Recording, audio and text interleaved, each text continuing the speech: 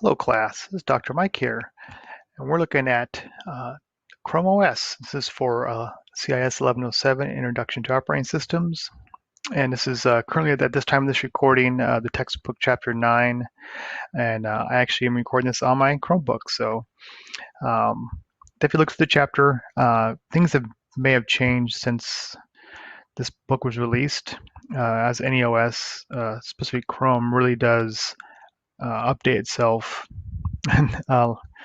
in terms of functionality, look and feel. But review the chapter. Most of it's pretty straightforward. But I'll give you a quick demo from the chapter and talk about some of the extra features you see in the Chromebook versus just a Chrome browser. So Chromebooks themselves, many manufacturers originally released in 2009. And actually, they have a sourced kernel based on Linux. And then about 2011, then you actually had the Chromebook laptops with Chrome, and of course, Chrome OS and pre-installed. Several manufacturers now, of course, make these. As you can see, Dell here and HP, and actually, I'm on a Samsung Chromebook here. So, and they all have different features, physical features themselves. Like this Samsung has a built-in pen, the S Pen, and it actually works really nice with this OS. You can see I have a pen stylus tool built into this because of that. But beyond the hardware changes, we'll look at the Chrome OS itself and talk about what its main purpose is and what the chapter is trying to come across. So, chapter will talk about setup. Um, I'll keep that in the chapter. You can look over that. Basically, you need to have a Google account or a Gmail account. There's a guest mode you can have with this, but it's going to be pretty much you need to have at least a Gmail account, a Google account, to at least log in and use it. You don't need to use Chrome OS. In fact, you don't need to use Chrome search engine. You can see my default is DuckDuckGo here. So, and we'll look at the settings where you can make these changes at. Basically, the OS is not too strange. You can pin stuff down here, like Chrome files. You can see I actually have Word, Excel, something called Nebo script, and I actually have a terminal here. We'll talk about that in a second. Sort of like a start button. You get this sort of a bare start screen. Pretty minimalistic. It does work with your fingers. So when I turn this into tablet mode, flip the screen around, this does still work really, really nice. Or like right now, I'm in laptop mode, so it's still works with the click of the mouse here, the trackpad. So you can see your apps here. Of course, you can search your device and settings and so on. You can see here stuff I've searched for in the past. So now, of course, you do have ways to get help.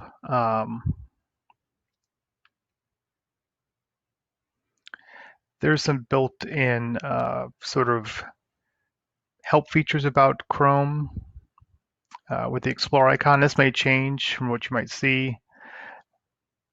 And let's talk about your Chromebook, perks of it, overview, and so on, and you can contact support. So it does have a desktop. So it is an OS with a desktop. We do have the standard taskbar down here.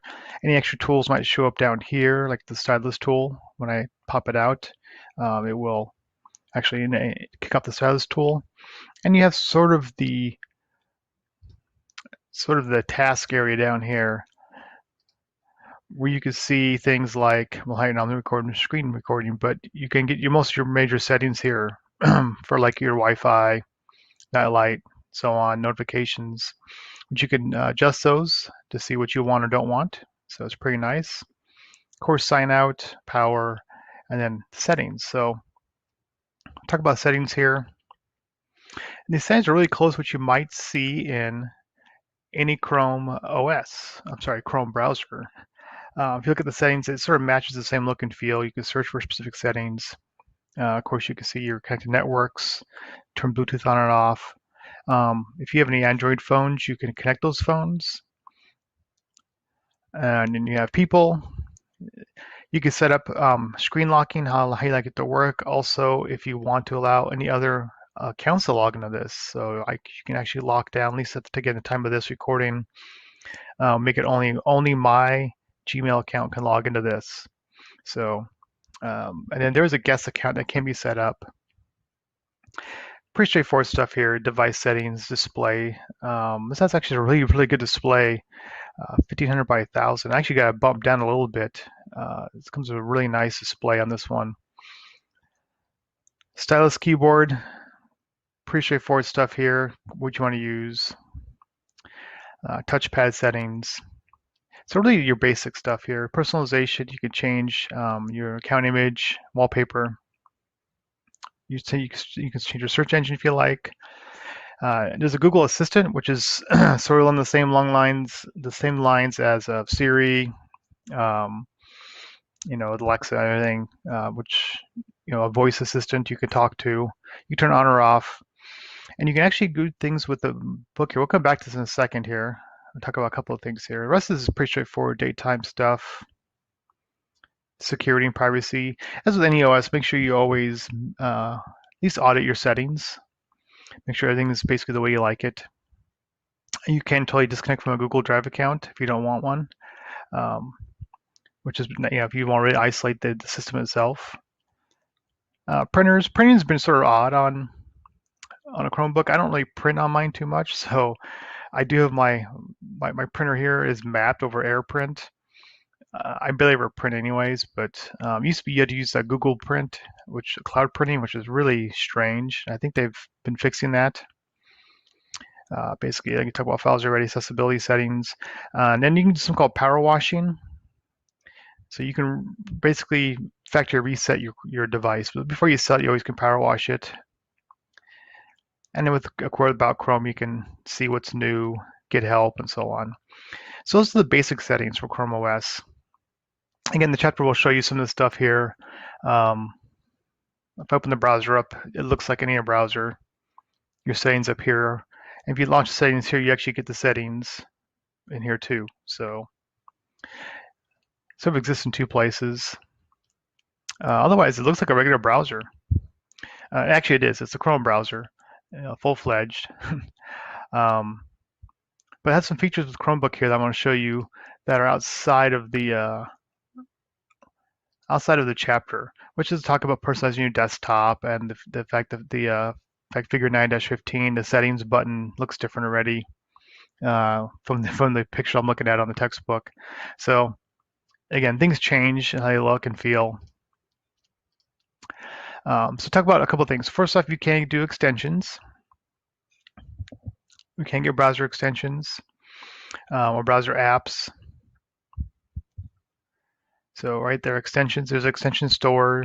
You can see I have several here, things like uBlock Origin, LastPass, Cami, PDF Viewer. I got this, of course, Office for Work, Grammarly, and then even have other ones here, which I'm using like Screencastify. So and this is not uncommon to what you might see with any other browser on any OS. Even Firefox has their add-ons, and Safari has things like that too. So, and they do exist here on the Chromebook. And you can toggle which ones show up here at the top. Sort of way to customize. Right here we go. You can customize, and also the access. You can do more actions for these two. So what can the site read, kind of pin it, remove it from Chrome, and so on. So again, it's going to show you some of that stuff here. Now, newer Chromebooks, and I had to see what date it started, and you always have to check with the manufacturer of the Chromebook. Probably any Chromebook you buy right now will have access to the App Store, the Google Play Store. So you can install the Play Store. There you go. You can actually launch into the Play Store and install Play Store apps, which I have here. I have Word, Excel, PowerPoint installed. In reality, I really use Google Drive most of the time. And Google Docs is pretty standard what I would use, and this is what I use for, in my use case, teaching notes, things like that, um, meeting notes. So uh, this is what the role of this device is sort of my secondary device. I keep um, up with me on the podium on the side with my lecture notes. So references, things I need to do for class, whereas my other devices could take the overhead. So the role of this device with Google Docs works fine. Now you do need to have, of course, internet access. There are ways for it to work without it, and I believe the chapter talks about that. There are ways you can make offline files. Um, it's sort of a pain, but it does work. One of the things I found is if I have files offline and I do have a connection, but it's really bad, like right now it's weak, even right now. Um, if it gets so bad where it says it has a connection, but it actually can't access any network, to sort of activate those offline files, I actually just turn off Wi-Fi, and then the Chrome OS will go into offline mode. So just a tip, that's something I've had to do a few times. Just been with teaching, you always have to be prepared for network not to work. So some of these things you load from the App Store do have still an Android look and feel. You want to make sure it does work well with your Chromebook. So there's some things that will launch and they'll be just like a square, almost like an actual Android mobile device. So that's the first thing we'll look at here. And then the next thing is Linux. You probably peeked here. I was going through my applications here. There is actually a Linux apps folder, whether you can actually install software from a package updater and so on. So um, Linux app itself, it's built in. It says beta. Again, at the time of this recording, it's beta. It's been beta for a while, but you can just activate it and you can set preferences for it.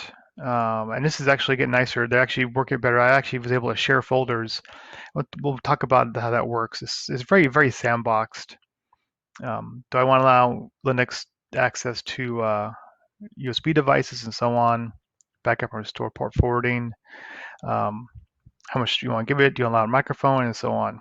Or you can actually remove the whole thing from Chromebook. Now you don't actually remove the Linux kernel. This is just the Linux, sort of the Linux extensions for this.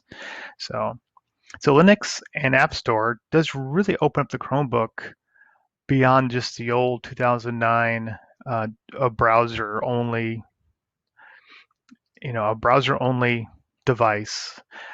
Granted, the browser is still the main thing you use. Even on anything, my Mac sitting here on my desk, it's got a browser running. So um, browser is still our main tool on all OSs, but for those older devices, it was browser only. You got to be online.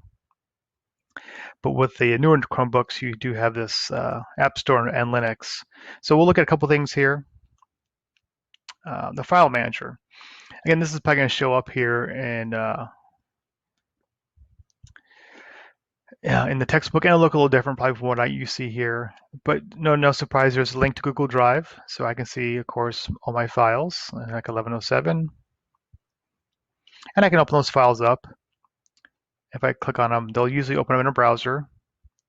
There are some image viewers. In this case, there's a gallery viewer here. So you can see I was able to see that without actually opening the browser. You'll see Google Docs as GDocs, for example. And regular docx is probably will open up in this case, Office editing. And this is probably an extension I think I have. I have a few extensions here like Xdo and this Office editing. This is default those, but I can actually open it in Word if I want. So let's give it a try here. And it's been a while since I launched this, so I hope it goes. But you can actually launch Microsoft Word. There we go. So, and I can save a copy, and this is read-only. And of course, I can make it into a. I gotta save a copy, then I can edit it. So, pretty standard fare. PDFs, I believe, open up right there in the default viewer, which is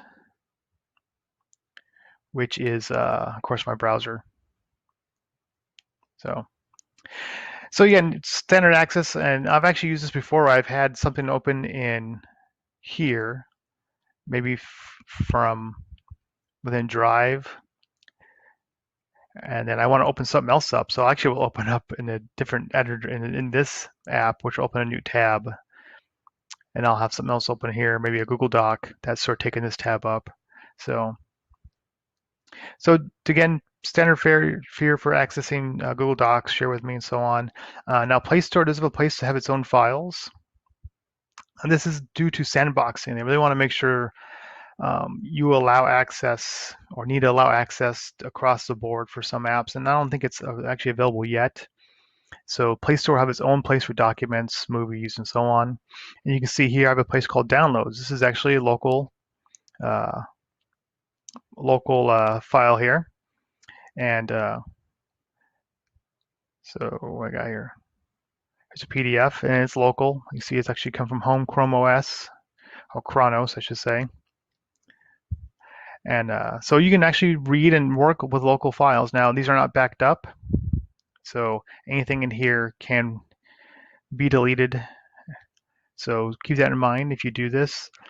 And of course, you can share this. This is shared with Linux. That's what I want to show you right here. Lynx has its own file system also.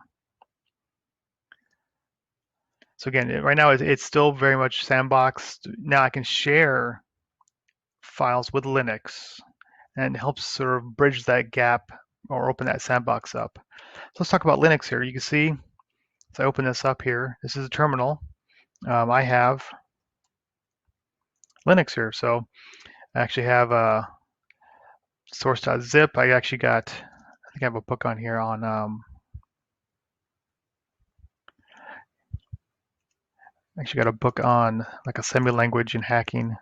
So you can see actually compiled. I've actually compiled C code. So probably still my history. Let's see. Oh yeah, I also had Nmap installed. So I actually installed a few apps. Yeah, so we got here, yeah, I've installed Anaconda, I've installed Jupyter Notebook, NumPy, so Python apps, shell scripting, C code. I've actually gone in and done some C compiling. And these are really small code, of course. Doorbuster and things like that. So actually, I've got a few hacking tools on here. So yeah, I mean, you have full. I got some Pandas stuff here. Doorbuster, which is a hacking tool. So again, yeah, you almost have I don't want to say a full-fledged kernel. I mean, we're still working within some constraints. But yeah, C code, Python code, shell scripting, you name it, all within terminal here. And it does have access to different documents. Now there's documents here, and there's documents here. So you do get this sort of scattering here. And then downloads. And mind you, this is actually shared with Linux, so I should be able to see the downloads folder. So it's coming along actually, and those two things really have made Chrome OS a pretty handy mobile device. Really handy. So, and you got some standard search stuff here. Menus, of course, you got the stack dots for standard stuff here. So if I have this, like this Cyber Extra zip, I can manage Linux shares and so on. You can right click, open with, cut copy, unzip it, and so on. So it handles, compressed files and things like that. So again, I don't know if I would do this full-fledged development on here. The Nmap I've used actually was just for the hacking team I run, and I use this as a little side device with VNC, so I have remote control, VNC access. But I got some stuff on here I've used before. Mendeley is pretty handy. Outlook. There's actually a mobile C Studio here, and a couple cool things about if you go to a web page that you like. So I use this. You've probably seen in other videos I do. I have this whiteboard I sort of use, this free whiteboard. And if I don't want it in a tab, you can actually you can sort of create a shortcut to this, and then you can say open as a window. I'm gonna hit cancel. I did that already once.